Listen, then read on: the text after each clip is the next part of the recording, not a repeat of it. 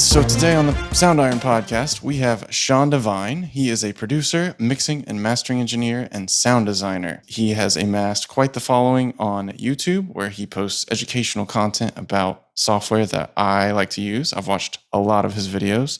So Sean, welcome to the podcast. Hey. Hey, thanks for having me. Good to be here. Of course, man. So could you tell us about how you got started in the educational side, like posting YouTube videos? Yeah. So, YouTube for me was a little bit of an experiment because when I first started, I was more on the production side, doing beat making videos and that sort of thing. Kind of put it down for a little while. And so when I came back to it, I knew I wanted to do something in YouTube just because, video, we all knew that was the future of content. And so I thought it was a great thing, but I wasn't really sure what I wanted to do. But eventually, when I came back to it, I was like, what's the most helpful thing that I could start doing as far as content wise? And there was not a lot of mixing and mastering content. There was not a lot of stuff that was really pointing people in the right direction in terms of production. The things that I was really interested in coming up, there just was not a lot of information like that. So I was just totally coming at it from what would have been helpful as I was coming up, none of this stuff was there. So that's really how it started. And it was mostly mixing in the very beginning. Yeah, so stuff you wish that you had, and for free especially, was very hard to find online. Absolutely. Yeah, there was nothing out there. I mean, you all know we were reading books, and I was going to like Borders and Barnes and Noble, like reading future music, computer music, and just like sitting there for hours. Just because you couldn't afford the book, right? Yeah. It was just like whatever you could get your hands on. I bought plenty of books too, but Same. Yeah, it's just a different thing when you're actually able to watch something visually, see somebody going through that process. Yeah, I completely agree. It's kind of absurd to think about learning Pro Tools from a book instead of learning it from either like a video or just actually doing it or watching someone do it in a studio. And the same thing goes with a lot of the software. It's like all those For Dummies books are just funny to me because they have to screenshot everything and they're like, then turn this knob. And you're like, what? Where is it? Yeah. It's a whole different context. It really is. Not to take away any value from that, because I think we could have a conversation about this where a lot of people are very fixated on the knowledge material in terms of like the technical things, but there's just no substitute for experience. So like if you're watching something visually and maybe you're following along and doing it as well, it's just a different way of learning. And I think that it facilitates that process. Like my process was not that fast in terms of learning all this stuff because we couldn't do it that way. You know what I mean? Mm-hmm. Where would you say that you started kind of developing your chops in a way that were like really starting to yield some benefits, especially because starting from like the more book reading, like where did you feel that you started kind of grasping it pretty well? Man, it was a journey. It was a journey, Craig. Like, I don't think that there was a specific moment, but I think that, as you do this just over and over, day in and day out, and also I got studio experience. When I first got out of school, I was fortunate. I signed a publishing deal and was traveling a lot, working with different artists. I think just being in that environment and learning how a lot of that stuff worked, and then working as an assistant engineer, just all of that experience over time. And then also the fact that I had just been passionate about it literally since I was, in middle school, high school, I was already starting to read a lot of this stuff. So it's just compounding, over time. And then eventually I felt like I got to the point where I was like, oh, I'm actually getting the results that I've been working towards, and other people are starting to hear that and want to know how I'm doing it, Yeah, especially the developing your ear, because that's the thing. It's like when you watch videos, it's very easy to kind of learn a little bit more with your eyes, and you're like, oh, okay, like you see their moves and like, oh, they always do these certain things, but it's because they know that sort of is what works. But the thing that that I think a lot of people struggle with a little bit at first is the like listening, with their ears and not their eyes kind of thing. Because then you're like 100%. making all these, you start making all these moves, and you're like, well, how come this doesn't quite sound like that? It's like, well, you have to use your ear to actually like shape different sounds and stuff. It's not always the same. Yeah, and it's interesting because a lot of people want like the instructional manual on a session. It's like, okay, A, B, C, D, E, F, G. These are all the things you need to do in every single session. And, we all know when you open up a session, it's like no session is the same. So, and the only way that you can really get to the result you want is exactly what you're saying. Use your ears. And then with that experience, you apply that using your ears, and then you know how to get there. You use your tastes. All that stuff comes into play of achieving that. But it's not, it's just not going to be this very simple, straight through kind of instruction thing. Yeah, I totally agree. So how did you get started on the music side of things? Yeah, man. I'll try to give you the abbreviated version. Totally. No life stories here, but yeah, I got started as a drummer really early on. I'm trying to remember the first records I was listening to. I was listening to a lot of alternative music, and my brother listened to like indie and stuff, and my dad was into like psych rock, and mom listened to gospel. We had a lot of different music going on in my family, so there was no there were no prodigious musicians or anything, but we were all really passionate about it, and so I was exposed to a lot of different stuff. But the stuff I was listening to, I was picking up on the drums first. I heard like Dave Grohl. I'm just going to have to say Dave Grohl was probably the reason why I started playing drums. There you go, man. But yeah, just hearing his drums, but also the way that they sounded, like now looking back on it, the production, the mixing, like Andy Wallace mixing, that all played into my fascination with it. But I wanted to play drums. And so I played my mom's pots and pans for years and drove the family crazy. And eventually, they sort of took me seriously. And my parents were divorced, and so my dad had trouble getting me and my brother to go over to his house. So one year, he had a friend that had an old drum kit that was sitting in an attic, and so he got this kit and like put some new heads on it, tuned it up a little bit. And I got that for Christmas one year. And he said, well, the only catch is you got to come over to my house. So you got to come hang with me and you can play drums. So every day after school, I would just go over there and play drums. We'd catch up a little bit. And that was the start. You got the bribe. Yes, for sure. It was a good one. And I'm very thankful for it. Man, drums, like being a drummer, having good rhythm, and like knowing what a good drum sound feels like is very important. We were talking about that with David Oliver drum kit, and it's like the way that you think about drums and like developing a drum sound makes the whole mix change. Some of the best records, when you like go back and listen to them, you're like, the drums are hot, like they're really loud. The snares popping off, especially like 80s stuff. It's funny when you see those memes where it's like that snare shit and you're just like, this whole mix is trash, like just because that snare sounds like crap. It's just like, it's funny how like some people are like, just that one element can make or break a mix, because some people are so like passionate about stuff like that snare. It's crucial, man. It's crucial. We could talk about that the Metallica snare.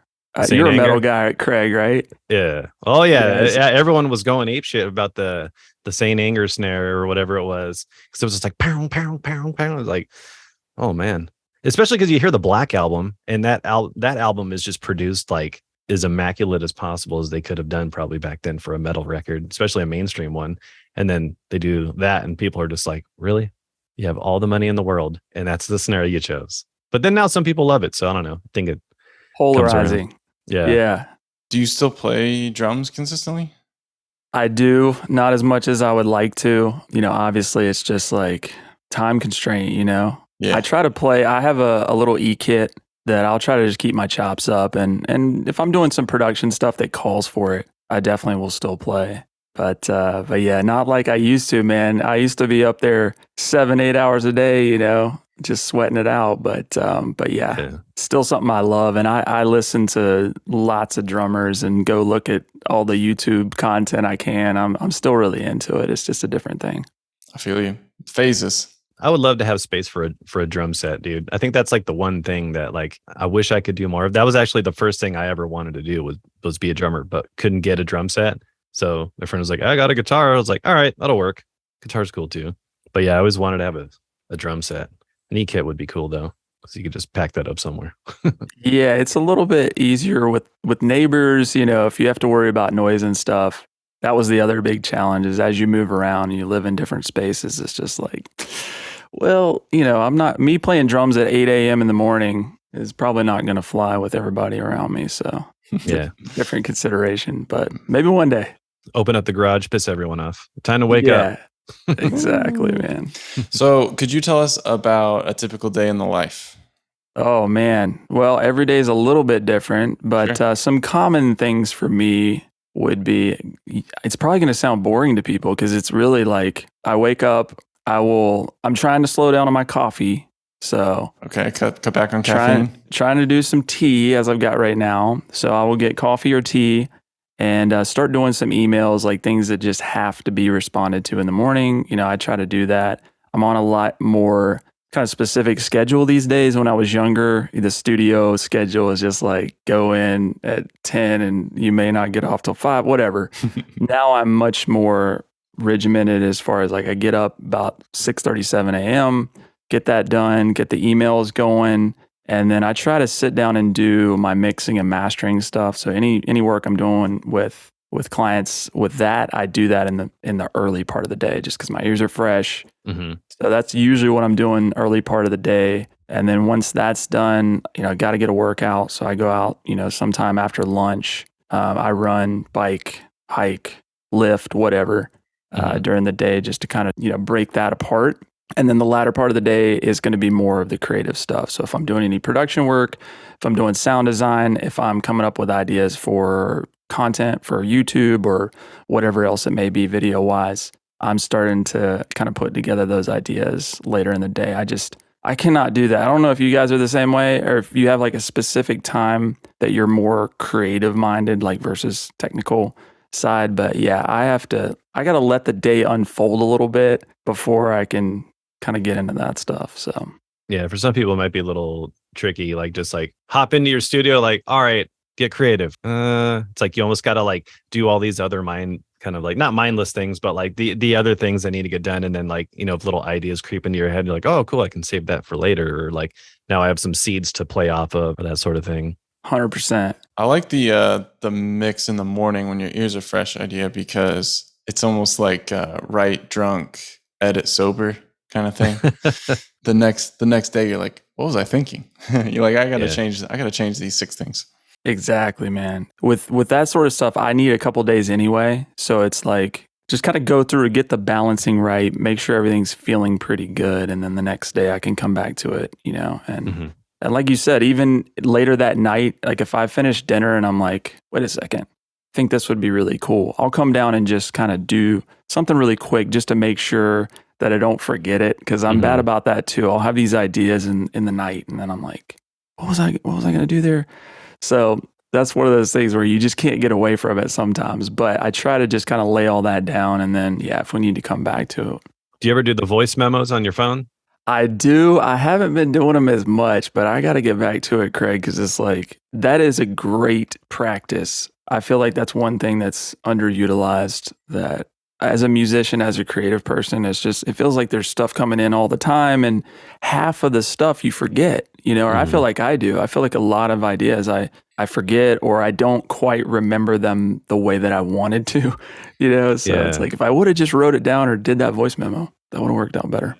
Yeah, I sometimes like when I'm doing voice memos, I have to make little notes like, okay, this is going to be this instrument, this is going to be this, there's going to be this underneath it, and then I'll like sing each thing out. But the thing about that is just like not forgetting to go back and listen to them, because sometimes you go back, you're like, wait, what are all these little voice memos, and you just like forgot about it, and you're like, oh wow, there's like all these ideas that they're just sitting here. Like, I just got to remember to go back and listen to them. Yeah, they're just like, they have an expiration date too, so it's like, you go back years in the past, you're like, that doesn't even make any sense to me What anymore. the hell was I thinking? But at the time you're all stoked on it, like, dude, I gotta put this thing together, and showing everybody. Yeah. Could you tell us what the makeup is of your client work versus like the YouTube versus like what's the percentage breakdown of where you spend your time? Man, that's a tough one. I don't know if I could break it down in accurate percentages anyway. I would say the bulk of the actual work is, right now anyway, for me, is more mixing, mastering. I do some sound design stuff, but that's kind of the bulk. I'm really focused on more mixing and mastering. And then the YouTube content, obviously it's a big part of what I do, but it is also as well, it's kind of supplemental in terms of the way that I approach it. I've always approached my YouTube that way, even like as it's grown, which we can talk about that. I didn't really expect that to happen that way. Yeah. Honestly. And we'll talk about that a little bit. But, I always wanted to approach YouTube and the content that I was doing as like, I'm really excited about this. This is something that I'm inspired by. This is something that I find helpful. This is something I'm actually doing in the sessions I'm working on right now. And that keeps it more relevant, for people watching it. And they pick up on that. They're like, oh, this is something that you organically came across or that I really am a fan of. So I think that balance for me has worked best. And I know that there's different ways of approaching YouTube. And I'm sure a lot of people would say, well, if you just doubled down on that and like just did that, but then I feel like that would pull away from, my true passions, which are, actually working on mixing, mastering, production, all these things we're talking about in music. I mean, that's why I'm even sitting here. So I don't want to lose track of that and, become a YouTuber per se and not still doing the things that we're trying to inform people about or show people inspiring things with, I like that you talked about that because I'm looking at your recent uploads and it's like you had 2 videos 6 months ago, you had 2 videos 5 months ago, you had 1 video 4 months ago, and then you disappeared for like 3 months. This is what I'm interested right this second in. So I'm going to post this video because I've been working on this week and it feels organic and authentic rather than a churn and burn kind of like, okay, I have to post 2 videos a week no matter what and just burn out. Yeah. That's awesome, man. Well, I'm glad to hear that you perceive it that way as well. I mean, it really is like I've considered it so many times, and people have been like, "Why do you not post, more consistently now?" And I did posting consistently for a while. Sure. Don't get me wrong, but again, it just became this thing where that's a great example. The past 3 months or whatever, where I didn't post, I was in the middle of like mixing and mastering these projects that I'm really excited about, but I was just really focused, lasered in on those, and so it just wasn't the time for me to be putting out content like that, or I felt that way, and I don't want that to come across in my content like I'm just putting this up because the algorithm wants me to put up a new video. That's not me, and that's not the way that I've ever really approached YouTube. I have been more consistent in the past, don't get me wrong, but it's never been with the motivation of just like throwing up content. Totally. And it's not a bad thing to be consistent if you're excited about it. No. Yeah, absolutely. And there's people who are like super consistent and post up videos daily almost, but their content is still relevant and they love doing it. Right. That's just not my personal output and style, at least at this point. And, I think to those people out there who want to start YouTube, it's important to recognize what your limitations are or what's comfortable for you in terms of putting out content. If you can do once a month, if you can do once every few months, if it's good content you're excited about, that's all you need to do. Don't do any more than that. Yeah. I like the fact that you're doing what you like. It's funny because you always have those people that will say like one aspect of what you do, like, oh man, like you should do that. Like let's say like I used to tour and stuff, and people are like, well, Matt, like why don't you go out and play shows and tour? Like, isn't that awesome? But it's like it's not really what I want to do. So like I respect that, because there's a lot of people that say, oh, you can double down and do this or whatever. But it's like, well, that's not really like why I got into all this. It's like getting into the YouTube stuff because, it seems like a fun idea. But then you almost get caught up in like, now I'm not really making music anymore because I'm so worried about making these, videos and feeding the algorithm monster. And it's like, it's kind of like, ugh. Yeah. And like how relevant and how helpful is your content at that point? If you're literally just doing it for that reason and you're not actually serving your audience, they're there for a reason. And it's because they want to see you do what you do well and be passionate about it. Yeah. That's it. And the fact that, you're not posting all the time, like I think like Anne Catherine Dern, she's a composer that we had on the podcast. And she was like, if I'm not posting, it's because I'm like working and I can use this stuff that I learned from working to teach you guys. So it's like, you get some people like, where's all the videos? It's like, well, I'm actually doing the thing that I'm teaching you. So it's like you doing your mixing and mastering, and then you like learn some new trick or technique that, while doing your thing, then it's like, yeah, now I can show you guys that stuff. But it's like, I got to do the work too, Exactly. It's always funny to me too. There's so many new plugins and all this new tech and hardware coming out all the time. And it got to a point for me where, when you establish an audience, there becomes demand for you to create content. And so I have people contacting me all the time from different companies, create content for this and this. And it was really difficult for me early on because it's like, I'm really excited that, that's an opportunity. But at the same time, like, I don't want to put up a video about a plugin that I got yesterday that comes out tomorrow.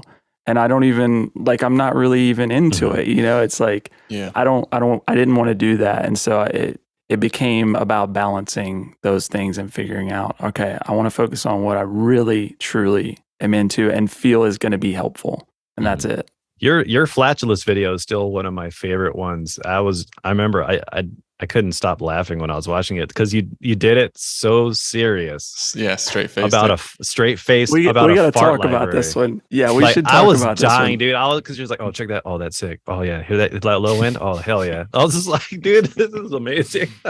Yeah. So we should probably give a little bit of context. For those who are not familiar, Soundiron had this product called Flatulus, which if you're not familiar, you should go check it out because it's groundbreaking stuff. But I had put together this video, and I think this is a good connecting piece with YouTube as well, because there was something that I picked up on with that I wasn't expecting. I put together a video that, like you said, I was doing pretty much my typical like tutorial delivery, and it was very serious and like, just going through it like it was just, all right, new plugin, but it's a very funny instrument, great instrument. But I was trying not to die laughing the whole time. I was trying really, really hard. It was actually challenging for me to do that.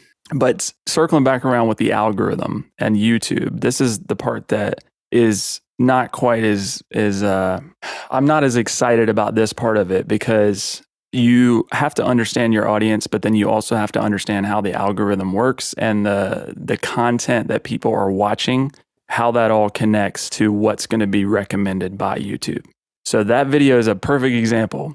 I post what I like. I post what's interesting to me or what I feel will be helpful. That was a really funny video, and I thought it was hilarious, like you said. But I put it up on April Fool's Day, and again, it was like a joke. Mm-hmm. But when it went out, people responded to it very differently. It was kind of polarizing. It was like some people were like, "Wait a second, is he being serious? Is this for real?" Because I had just never done anything like that before, you know. So a lot of people were like, "This is the funniest thing you've ever done," and loved it. But then you had a lot of people who were just like, "I can't believe that you would send this to me," and like, that I would get a suggestion. Yes, they were offended, and so the algorithm picks up on that, and then it's like, is that what? I didn't do anything wrong. I was just putting something out there funny like that. But then you just understanding the context of how that works. And I'm not saying that you should respond to it like you should do what you love regardless. But I think in this age, I think people get a little bit confused about how all that works, and knowing how that can change how your videos are being suggested and all that. And it's a very picky system. And I love YouTube. Do not get me wrong. Like it's such an amazing tool. And I've learned so much about it and have been fascinated with it. But things like that you have to consider in terms of when you're creating content, like what's your audience how are they gonna respond to it? I don't know. Yeah. You never know. It's almost the same like when you create music. Let's say you're feeling inspired, you want to go somewhere completely opposite of what you've been doing. Like, I want to do this kind of track that's like way different than what your audience is used to. And then you get some people that like get upset about it. And it's like, well, if that's what I felt like creating, like, is it me that messed up? Or is it just you guys don't understand that maybe me as a creative wants to go in a different direction? And that's the thing. I think people get scared, especially big YouTube channels, and people start doing those like burnout videos and getting all freaked out because they're like so scared about trying to like maintain this thing, because it's your livelihood. And then they get all burned out because they're like, oh, I'm not really doing the stuff I want to do anymore because I'm trying to like keep these people happy. And like that's the game that I think can like kind of burn people out and just like, I don't even know if I want to do this anymore. Like you see people Yeah. post you see all the big YouTubers posting burnout videos. It's just because I don't know if that's just a clickbaity thing or if there's a lot of them probably are just burned out. But yeah, it's kind of a bummer but it's like you can't always make everyone happy. No, you can't. You absolutely can't. And the other thing to consider with that is like subscribers and things like that. These days that doesn't really matter anymore. And this is a perfect example. Who that video was actually served to. Like, let's say at that point I had, I don't even 100,000 subscribers or whatever it may have been. Small fraction of those subscribers are getting shown my video, or your subscribers are seeing very, very little content of that. So that number doesn't really matter as much anymore. I mean, it matters, but it's just like, there's no guarantee that the people who actually said, I care about your content, I'm subscribed, there's no guarantee that they're going to see that. YouTube is saying, we want to serve content in a way that people are going to watch as long as possible. It's watch time.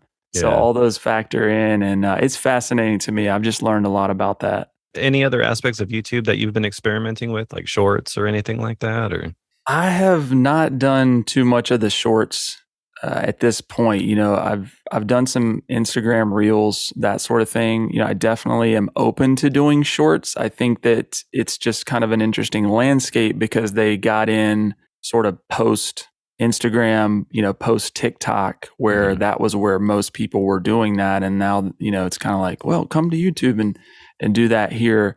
But also my content, I think a lot of the content that I do stylistically, it's about kind of reshaping that and figuring out what will best work in that format and will be most helpful to the kinds of folks who would be watching that. And when you're talking about informational content, it's like, how do you kind of cram all that into something that's really bite-sized and make it something that people are going to want to? Yeah, how do you teach someone Ozone in 30 seconds? Exactly. How do you teach someone to mix their vocal in a minute? It's difficult. You can show them cool plugins and you can be like, yeah, this just came out and it can do this. Yeah. But if you really want to get into the nitty gritty, it's a little bit more interesting. But I'm exploring it, and I'm definitely going to continue to consider it more and more in the future. You have to. I mean, it's here, so something you got to embrace. Yeah, they're pushing it hard. So you said that you weren't really trying to succeed on YouTube, or you didn't have like a strong strategy business plan on that front. Could you talk more about that? Yeah. You mean just as far as like when it started and kind of how it got to this point? Yeah, you're saying like I wasn't trying to get this amass of followers or subscribers. Like I just kind of stumbled into this part of it. Yeah. So when I first started doing it, I mean, obviously you want to get views and you want to, have some response. At least that means somebody cares, right? But at a certain point, it was more about, okay, am I able to, provide this information as far as mixing and mastering that's going to be helpful? And if I can do that, and we have, a community of people in the comments who are talking about it and sharing different things, that's a win for me. And I was just putting up videos as I could. But the response started to grow with every video that I put up, and I think looking back on it, it's hard to kind of gauge exactly how it all sort of came together in this way, because it's been this long sort of stretch journey with it. But I just wasn't expecting it to. I mean, I don't know if anyone would ever like sit there and be like, that sounds like an authentic response, but I'm genuinely surprised that it got to this point, just because it wasn't something that I set out to be like, I'm going to be a YouTuber and I'm going to have a bigger channel. It wasn't anything like that. And still to this day, I mean, with each video, I'm just approaching it like, can I put something in this video that's going to be helpful for somebody? That's it. And if I do, it'll do what it needs to do. And I feel good about it. Yeah, that's killer. Yeah, that's really all you can do. Because I think at the end of the day, people just either want to like learn something or be entertained for a short amount of time or whatever it is. Like, but I think like with your channel, it's, they're coming to you as a resource for education. So the fact that you always kind of make that an important factor in your videos, I think is what's going to always keep people coming back or keep people subbing and stuff like that. Cause it's like, oh, wow, it's like, this guy's always putting out cool educational stuff. And if I'm learning something new every time, then yeah, it's like a no brainer. Yeah. Well, that's the part where you get kind of surprised though, because the way that YouTube has been, and even the content that I watch on YouTube, like the way that thumbnails are presented and the way that the content is presented, it's very entertainment oriented. And my content has always had entertainment aspects to it. You want to have some kind of infotainment sort of feel to it. You don't want people to be bored watching your content, but at the same time, I've never done clickbait thumbnails. Most of my most viewed videos are 20 or 30 minutes long. It's like stuff like that I just kind of went my own way with it. And again, I'm grateful, but also, just encouraged that people really wanted to just come and watch content in that format and just learn, and that there was something helpful in there to get the results they wanted. Yeah, you could definitely see the YouTube game is, like with certain types of like facial expression thumbnails and all that kind of stuff. It's like it starts to just kind of, I don't know, because like you see people say, oh, people respond more to like facial expressions, but it almost just kind of turns into like you can see the trend of what everyone's trying to do. It's a trope. Yeah. Do you guys click those? Seriously. Not really. Sometimes maybe, right? Unless it's like they're talking about something that I'm like, oh, okay, like I get what they're trying to do, but I'll check it out. But an interesting thing is just to go to the explore page of YouTube and realize how far removed your subscriptions and recommendations are from what the most popular shit is. Like, it's bizarre what YouTube is to the world. I mean, the world is like a big place, and everyone's getting their own, like being served their own recommendations and subscriptions. And it's like, oh, this is the most popular stuff. Like, I never would have seen this stuff. Yeah. So some of those like most clickbaity titles and thumbnails are not being served to us. Like Mr. Beast and all that. Right. Yeah. I've never watched a video. Filling up a mansion with a bunch of like those little like plastic balls from McDonald's, or like, like crazy stuff like that, where it's just like what is it? Like making the biggest pizza in the world or something. It's like, all right, well, if you got the money for it, have fun. So as far as your pipeline of new client work, could you tell us about that? I would assume that when you started, you were seeking people out and were like, hey, let me mix your song for you. And now it's probably like you say no to a lot, or don't, you're not responding to a lot of DMs or whatever. And you're like picking and choosing your client work. So could you talk about how you narrow that stuff down? Yeah, absolutely. It's pretty simple, and it's the same way as what I approach videos with. Nowadays, if someone comes to me with their song, I listen to it. I listen to pretty much everything that people send me. And if I don't feel like I can serve them in terms of what I do professionally, mixing, mastering, or whatever they're hiring me to do, if I'm not really interested in it, if I don't understand it, I'm not the person to work on it. So that's pretty much it. And I try to just find the folks that are really driven to grow and to do something that is going to last beyond me working on this one song for them. I want to build relationships. Yeah. You all know in this industry, it's like that's so crucial, and people don't talk about that. But I want to build relationships with all the artists that I work with, and I want them to be in it for the long haul. Mm-hmm. So yeah, those are all the main things that go into it. But again, if I just don't understand the vision, then I'm not gonna. I don't care if you're going to pay me. Don't do that. Like, go hire someone who understands your vision. Yeah. Do you have to like respectfully decline? Well, unfortunately, like I can't respond to all of them. Sure. It's like as they're coming in, I do listen to them, or I'll have someone else like kind of review and say, okay, well, I know this is going to work or not. But, I can't respond to all of them, but I do make it very clear, like whenever they send me an inquiry, that I don't respond to all of them. I do listen to them. They're all in consideration. And that can be kind of picky, personal type of stuff. And I don't want people to take that personally, because it's not personal at all. Yeah. I'm literally just like, look, I'm one man. I can't work on all these sessions. If I had 100 great songs come across my desk, it's like, there's only so many of these that I can work on anyway. So it's just, it's kind of a bandwidth thing as well. Yeah. Yeah, without a doubt. Are there certain genres that you feel like you're most strong at? Well, I mean, obviously, I think people know me and my content more for, specific genres. I've been, doing hip hop and rap based vocal content. So I think people know me the most for that. But, I'm open minded and I am a huge fan of all types of music. I mean, literally, like I listen to everything.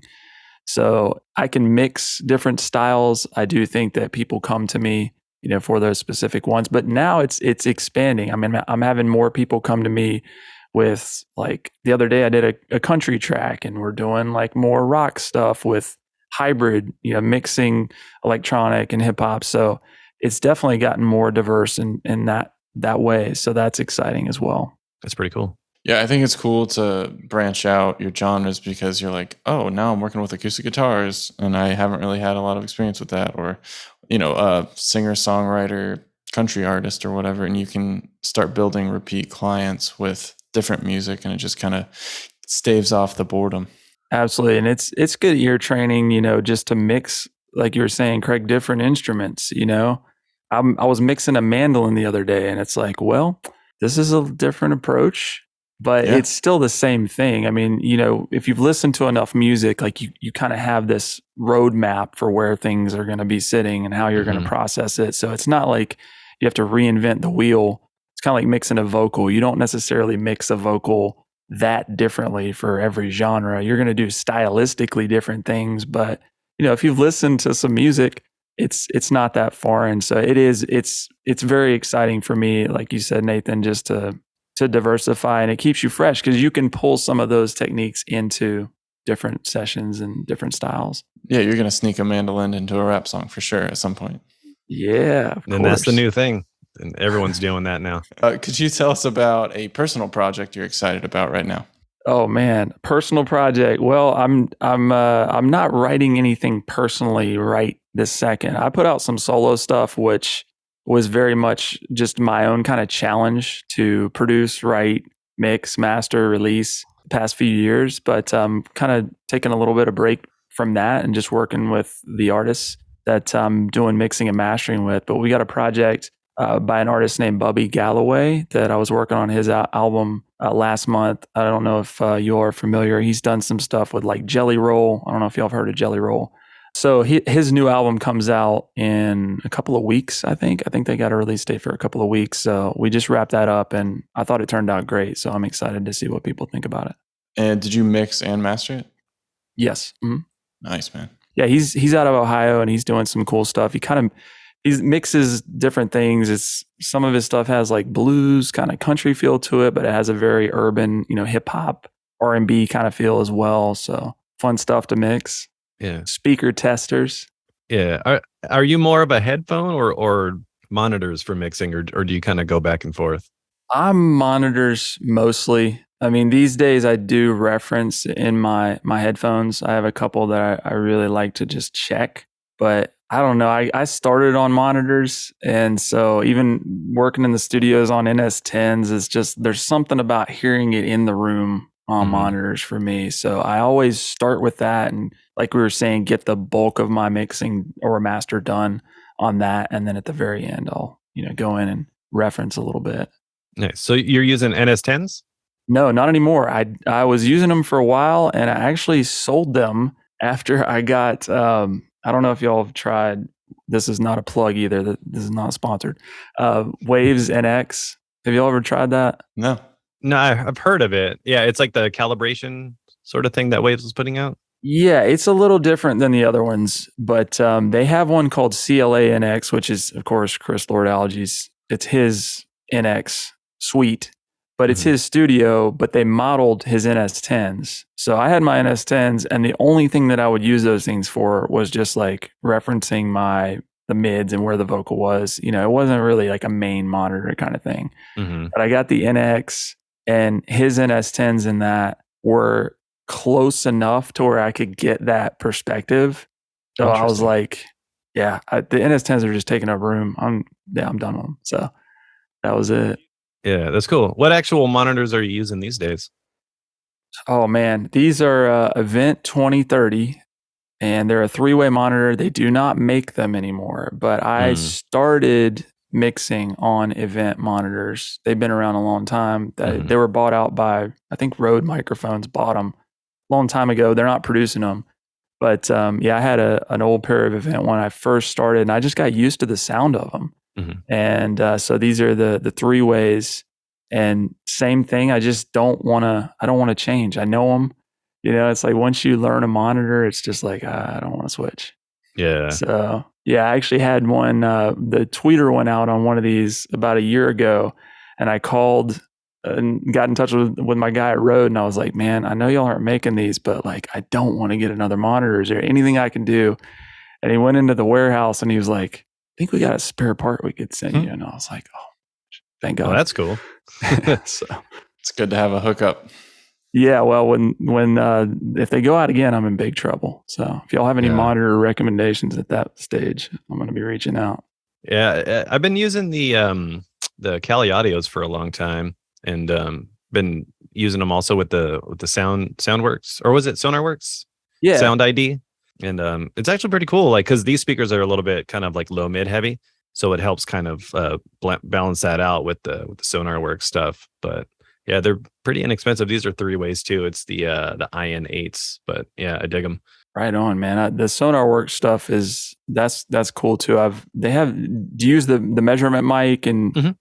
Yeah, I got the microphone. Nice. Just like you hold it to like where it would be like your head, and you're just kind of like walking around your room and trying to like line it up. It'll be beep beep beep beep beep. Just like sounds like a bunch of aliens are in your room hanging out. But yeah, it's pretty cool. It's definitely. I mean, of course, people say like, oh, you shouldn't use that kind of stuff, or I mean, unless it's like Genelex have their own monitoring like EQ correction software and stuff like that too. But it can definitely help, especially if you have a fairly treated room. Like if you have a super reverb all over the place, then it's like you probably need to do that first before you go using any kind of correction software. But once I got into this room, that's when I was like, all right, cool. I think I'm going to try it now, because I can actually like treat it in a way that's a little bit more controlled.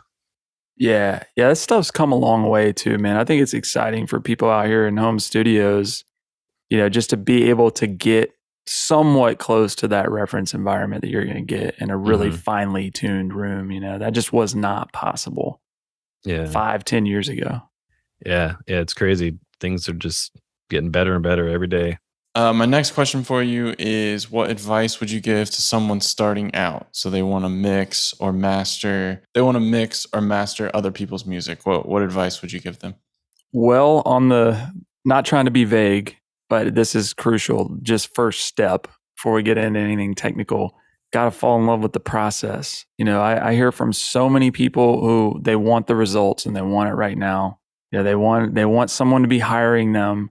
And there's so many people out here doing it and trying to do it. And if you really don't love the process and you're not spending the time learning all this stuff, you're not going to get to the point that people are going to, actually pay you and hire you to do something. And so you gotta cover that first. So spend the time, commit to it, do whatever you need to do to stay excited about the process. There are some things that you're going to go through that are like, they're not as fun. You aren't going to be getting clients for a while, but if you really love it, you're going to commit and get to the point where your work's going to speak for itself, and that'll come together. So just don't be looking so much into results at this point. If you're learning something every day and you're getting a little bit better, you're doing the right thing. Just keep doing that. Learn and apply. How did you get your first clients? Were you spending time at like music venues, or were you just sending cold emails? Like the networking process at the beginning? Well, mixing and mastering specifically was through production. So I started out as a producer and working in production. And so a lot of the artists that I was working with, they wanted their stuff to sound, that certain type of way with a nice polished mix. And get it out and, be able to compete with everything else they were hearing. So before they would leave the studio, or before I would send it out, once it was done production wise, I would put a mix on it. And back then, it was just a rough mix at that stage. But, that was the start of me doing that. And then as I got better, it was, hey, we want Sean to mix the whole project, or we're going to keep Sean's mix for the release. And then it was them coming back to me and hiring me to actually maybe just do the mix or just do the master. So that was the start of that. And once again, going back to what we were talking about, establishing relationships, working with people in that way. And they come back if you do good work. Yeah, that's always the goal, is to like not just have them be like, all right, cool, I did my job, I got paid, all right, bye. It's like, those repeat things. Like the people who keep coming back to you is because they just love your work. And like, and it's always cool because yeah, it is like developing that community within not just, client, you doing your job, all right, bye sort of Yeah, thing. it's It's not like, like a robot factory. Like yeah, like, all we right, thank assemble, you. hear Yeah. music, goodbye.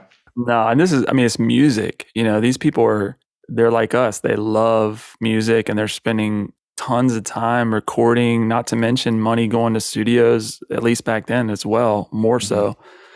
So when it comes to me, it's like, that's an honor that you would pay me, to work on your music. So I take that very seriously. And, even talking about these albums I was working on, I live with this stuff. I'm sitting here, every day just really wanting the best for it. And it's not because they're paying me. It's because I really care about the music. I care about their careers and what they're doing creatively. And I want to help them in any way that I can or contribute to it in any way I can. And they pick up on that. If you really care about your clients and the artists you're working with, that's going to separate you too. Because a lot of people, like you said, it's, oh, well, I'm established. I have a name. This is my rate. Just pay it and I'll, we'll do it, which there's nothing wrong with that, but it's just a different thing. Yeah, I would think a lot of people would like to find someone that they can work with on a continuous basis because it's like once you've established that, like, all right, cool, like I hired them for the job, they did a great job, like, well, cool. Now that's like I don't have to go on the hunt next time. Like I know a guy, it's like you know how it is. Like when you're like, hey, like, oh, someone asks you, hey, I'm looking for someone to do this. Like, oh, I already know someone. I'll shoot you his email because I know he does great work. Like the guy who I've worked with on the last 4 records I've done, there's a reason for that. It's because he does really good work, cool dude, like super professional, like gets it done when it's supposed to. If not anything like before, with like 10 different mix revisions, which one do you like? Let me know. And you're just like, oh damn, like that kind of stuff just makes it so much easier. Going above and beyond too. It's like he doesn't have some of that stuff he doesn't have to do for you, right? But it's like you can tell he really cares. So that's the kind of people you want to work with. Exactly. Could you tell us any hobbies or interests you have outside of music? Oh man, is there life outside of the studio? Nah. Yeah, man, I'd love to run.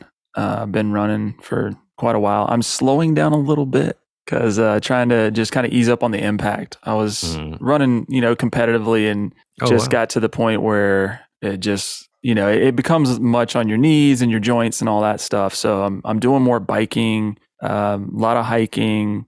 And so, yeah, I like to just be outside. I think as much time as we spend in here, padded walls and all that, I really just enjoy the outdoors. I like getting out and just enjoying nature, God's creation, just taking it all in.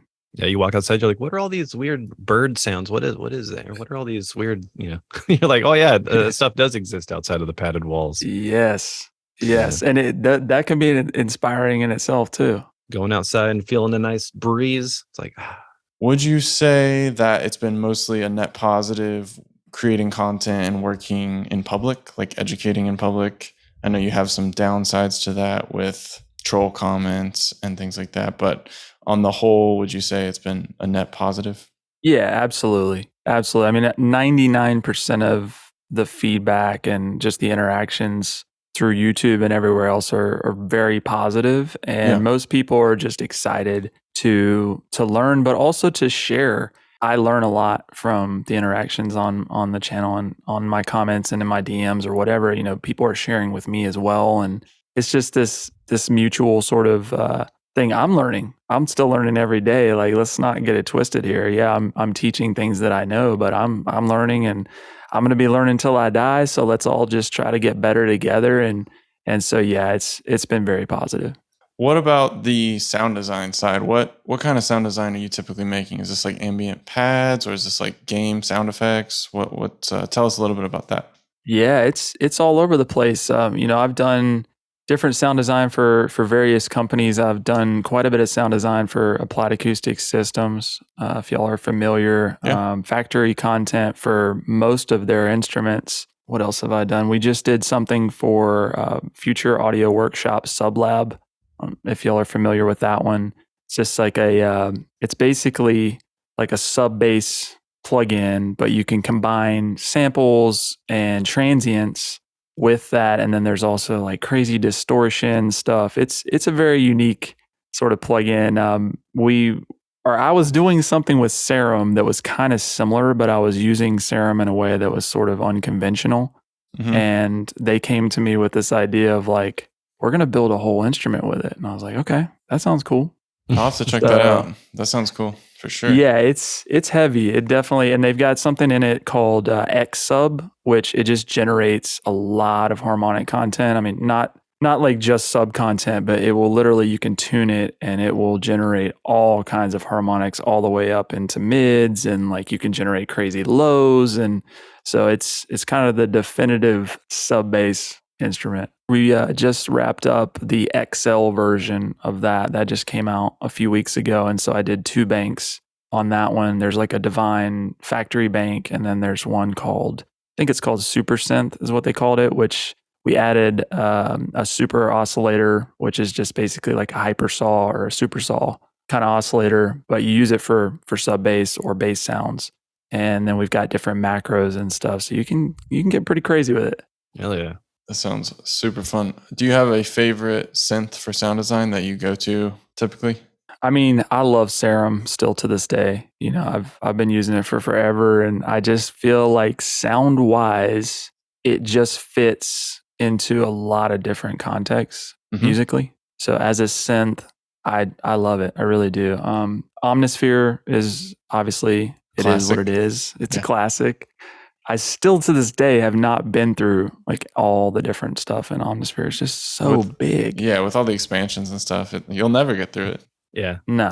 That should be their slogan, like Omnisphere, like you'll never play all these patches. It's true though. It is so true. Have you messed with pigments at all? Yes. I love pigments as well. I would say of the kind of new school synth plugins, that one is definitely up there at the top for me. Yeah, that's been my first grab for the past year. Like I just love the workflow of it, and they made a great product over there.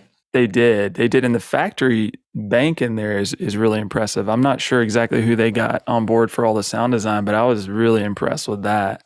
Especially, I mean, these days, I just feel like synth plugins, I don't know about you guys, but it just kind of got stale for me. It was like, how many, subtractive synths, or for a while it was granular synth and all. Yeah. It's just, it got to the point where it's like, what else could they possibly do? And how many plugins do I need to function as this synth? Clones of clones kind of stuff going on. Yeah, but Pigments was one that was like, okay, this is something really exciting, something new.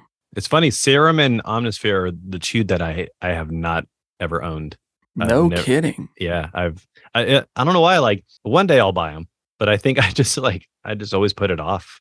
Well, what's your go-to then? Shoot. I mean, lately probably Pigments. Like I actually for the Axe Machina trailer song that came out, that little like that kind of gnarly bass dive in the middle, that was actually a preset from Pigments. I was like, well, that sounds kind of cool. It has this like crazy, like almost like trailer kind of downer sort of thing. Yeah, it's pretty cool. Which, speaking of, I mean, gotta mention Axe Machina. Is that how you say it? Yeah. Yeah, I saw that, man. I still need to check it out, but I saw the previews and listened to the demos of it. And I just think that's super cool because I don't know of another instrument that does that and does it well. Like there's doing heavy guitars in a plugin well. There's been some plugins in the past I've had that it's like, nah, not really. It's close, but not quite. But I'm excited to check this one out. It sounded really good in the previews. Oh, thanks, dude. Craig worked hard sampling that guitar. Yeah. That took a chunk of my life out. Oh, I know that wasn't easy to sample a guitar like that. And I mean, you all have like amping and all that type of stuff in there too, right? Yeah, there's some took the DIs and reamped them through some of my favorite amp sim plugins and stuff using some of the Neural DSP stuff. Because that's just some of my favorites that I've used like since they've come out. I'm endorsed with them too, and it's for a reason. I just really like everything they come out with is really good and unique and stuff. And but yeah, like having the DIs for me is just, you have to have that, especially because a lot of people, like when it comes to guitar, they like to dial in their own amps and stuff. And that's like the fun part of the process. And then just not having to record it, you could just program it in. Yeah, that's awesome, man. Well, I'm looking forward to trying that one out. All right, I have a big question for you, and then we can go to the rapid fire questions. What is the best advice you've ever been given? Oh my goodness. That's a big question. The first thing that comes to mind, I don't know if this is the best advice I've ever been given, but this is just the first that comes to mind right now. And I've been utilizing it a lot lately. And there, whatever context you want to put behind it, it doesn't matter. But if you pray, don't worry. And if you worry, don't pray. Okay. Nice. That's what I got for you. Nice. I like it. I don't know who said it, but if you have anxiety or you're worried about something, just like, well, if you have faith that this is going to work out, like, you can't worry about it. But if you want to worry about it, like, don't be hopeful. Don't have faith. Yeah. That's a good point. So the next section is I've just got 3 short questions on our end. They don't have to be short on yours, but the first one is a best recent purchase under $100. Can you buy anything for under $100 for the studio right now in 2022? Is this you can get a like real a question? pack of picks. Toenail clippers. Man. There's some software under $100. Okay, well, we can go plugins. Totally. Okay, there's a plugin from a company called Z-Plane, and it's called Tonic. What's it do? I think it was under $100. It tells you like song keys. It'll measure song keys really quickly, which for me, if I'm loading up a session and I just want to just put it on the rough mix, get that dialed in. So when I start doing pitch correction, it's boom, it's there. Nice. Oh, wow. Yeah. I meant to ask you earlier about mastering software. What's if someone's trying to start mastering their own stuff or start being educated about mastering, what's the first plugin you would recommend? Well, if you want to have more control and you want to be able to kind of customize your chain and understand what's going on so that you can expand moving forward, I started with Waves Gold, which is like their kind of introductory pack. And I just think that it has everything that you need to start with. It's got the L1 maximizer, a lot of other great plugins that are just going to be essential and you're going to use them for years and years to come. But if you want to do something where you want to be more hands off and you just want to get a good, quick result, I would say just go with Ozone. I mean, even the Ozone standard these days, the Ozone 10 just came out. And I mean, the results that it gave me through the AI in various sessions is like, whoa. I did go back and tweak a little bit, but it's pretty solid, gotta say. So yeah, if you just want something quick, something that's going to be somewhat competitive in that sense, I would do that route. It's funny. Everyone likes to be anti-Waves or like pretend that Waves is trash or whatever, but I still use a lot of Waves plugins. Yeah, I think that's kind of like the common thing is like people say that just because Waves is they're like the biggest audio plugin company, right? And they have been for a long time. Yeah, but I mean, I started with Waves literally. Like the first plugins I bought were Waves Gold and Waves SSL 4000. Nice. No joke. So I mean, it wasn't like I'm not covering this stuff because of any other reason other than they make stuff I still use. So that SSL G comp, man, I use that on everything. Like that, or like S1 on guitars sometimes, or stuff you want to like just widen out a little bit, or like the L1. Yeah, that's like those are. If there's any that I use like all the time, it's those. Yeah. Some of those old plugins with just the really dated GUIs and stuff, they just sound great. They do exactly what you want them to do, and so if it ain't broke, don't fix it. But we could talk about like the whole update models and stuff. I know there's a lot of conversation about software updates and development and having to pay for plugin updates and all that. And I know Waves has been kind of in the crossfire with some of that stuff, but they're also the most reliable plugins for me. Like I never have problems with Waves. Yes, I do update them. And yeah, there are updates, especially as we're going through different OS updates and all that, but like they're on top of that stuff. So, I don't know, and you all can correct me if I'm wrong, I don't know of many plugin makers these days that provide ongoing free updates. I don't know if they can. It's just like you're trying to chase a moving target with all the new Mac updates and like Windows OS. It's just a lot to try to navigate. I know it's at Soundiron, like y'all deal with the same sorts of things, but it's like, at what point can you still continue to provide free updates? Yeah, I don't know. Yeah, it's tricky because you have this product that you've sold, and then a like big OS update completely wipes out your product, or like, you know, disables certain parts of it or makes it buggy and unstable, and you're just like, oh, this is really bad. Not a good situation. Yeah, there's always people scared to update. Like you see like some new thing come out and everyone's like, I'm not doing any of that. Like they don't update their OS for like 6 months or For years. or years. Yeah. Like, oh, I'm still on blah, blah, blah. And it's like, I remember when I was using Mac and I updated to some new Mac OS and I couldn't even use Logic Pro 9 anymore. And I was like, all right, well, I guess I'm going to Cubase. It's just like, I guess that's over. Yeah, it's these days, it's the safe bet is whenever you buy the plugin, like whatever system you're on or whatever OS, just expect that that's going to be the only one that you're probably going to get and not have to pay for something at a later point, just because it's just kind of the way it's going. Is just there's so many new updates coming out all the time, and Yeah. it's a tricky situation. I don't know the answer to it, but a lot of people have a lot of opinions about it. That's for sure. Oh yeah. All right, my next question is favorite YouTube channel or podcast or TV show at the moment, something you've been enjoying recently. Let me go to my YouTube. Let's see here. I will say in the beginning, I haven't watched it more recently, but I used to watch a lot of Pensato's Place. They used to do some interesting interviews and things. Oh, yeah. Y'all are Yeah. familiar? Did they do like studio tours too? Yeah. Again, I haven't watched it more recently, but like some of the original interviews that they did with engineers, I thought were super fascinating. Very, very interesting content.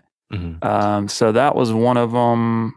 Let's see. And it doesn't have to What be else did I on. watch? It doesn't have to be on brand either. Some guy who fishes wearing a 360. Yeah, I was gonna say I View watch like helmet. I watch a lot of skateboarding content. Nice. So I cool. listen to the Nine Club. Do y'all ever listen? It's a podcast, but they also have a YouTube channel. And so I watch the Nine Club Experience, which is their like live show, and then they'll bring people on. I love First We Feast. I watch Hot Ones. I don't even eat. I don't eat chicken, but I still am like love that show. That interview style is just Yeah. that's genius. Have you seen the one with Shaq? That one had me cracking up. I didn't even know he was on there. I'm gonna have Dude, to yeah, Shaq was on look at there. that Dude, one. it was just hilarious. Just, oh my god, there's hot ring right here. Oh man, I'm gonna add that right now. Gotta see Shaq on there. That's Yeah, a good Gordon one. Ramsay was on there. Yeah, there's a bunch of good ones on there. Yeah, my buddy bought the hottest sauce from there, and we had a wing night with it. Oh no, Can't really How was recommend that? it. It was painful. yeah, Oh, we didn't my didn't goodness. ask the hard hitting questions either. We were just like, this hurts. you're just dousing yourself with milk and just Yeah. crying the whole time. Whose idea was this? Yeah, why did you do this to me? Was there a recovery period where you drinking milk for like the next 48 hours? He texted me 24 hours later and asked how the second half of the situation was going, and it was bad. Yeah, that's brutal. Yeah. Yeah, I am a complete wuss when it comes to spicy stuff and anything like that. So I would be dying for sure. Yeah, you're gonna have to turn down that invite when they get you Yeah. on. I love me Oh, some man. spicy stuff, but yeah, I don't know. Like when it gets to like all those like crazy like ghost peppers and like all that kind of stuff, like I don't know. I haven't quite pushed it that far, but You're gonna Yeah. hit the Packy challenge. They got the one chip, and it's just like saturated in ghost pepper powder or whatever they put on it. oh good. Lord. And it, you would think it kind of looks like it would be a little bit of a like toned down, but no. I mean, people are just hurting after that one chip. Yeah. So I do don't you know. you skateboard, or you just enjoy the skateboarding community?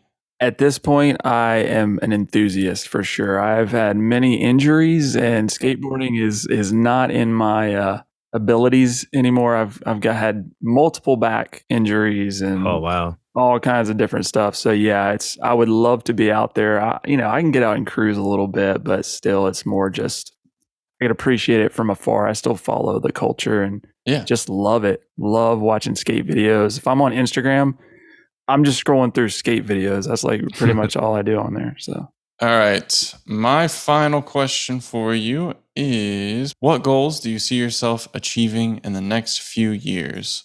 What's next for Sean? I am not a huge goal-oriented person. Let me clarify that. I have very much been someone who's had these like short-term, long-term, year-long goals. done that stuff before, and I still am a planner. But my goals are pretty simple in the sense that I wake up every day and I just want to do good work. I want to continue to grow. I want to challenge myself, in the right ways. I want to try to help as much as I can. And if I'm doing that, then all of the things that I'm hopeful for as far as what would be the best situation for me in terms of my personal growth or professional growth, spiritual growth, whatever it may be, if those are all aligning, I'm not really worried as much about the details, because you can't really plan for life all that much anymore anyway. It's just like, let's just make the most of it. And I'm just excited to have the opportunity every day to hopefully grow and get better. So it sounds like you've got all the puzzle pieces in place and you're just wanting to do the same things. Yeah, well, new things, new challenges for sure are very important. But yeah, I'm I've figured out at this point in my career what drives me and what I'm most passionate about and the areas that I want to stay focused on. And from there, just keep growing in it. Love that, man. Yeah. Congrats on all that success. I'm rooting for you. Oh, I appreciate it. I've watched a lot of your videos as well. I was looking on your YouTube channel. There's a lot of red over here. Oh man, I appreciate that. All right, Sean. Well, thanks so much for coming on and hanging out with us. And we will send people to your YouTube channel so they can learn about mixing and mastering and getting rid of microphone noise and all kinds of practical tips, as well as your website if they want to get some professional mixing and mastering done. Sounds awesome. Craig, Nathan, been a pleasure. We've just been kicking it, talking shop. Yeah. Love to do it again sometimes, and y'all keep doing what you're doing. I gotta check out this new Axe Machina. I'm gonna get on that. Oh, I got you. Don't worry about it. After this, don't worry, I got you. All right, Sean. We'll catch you soon, man. All right, y'all take care. Yeah, man. Awesome talking, man. Peace.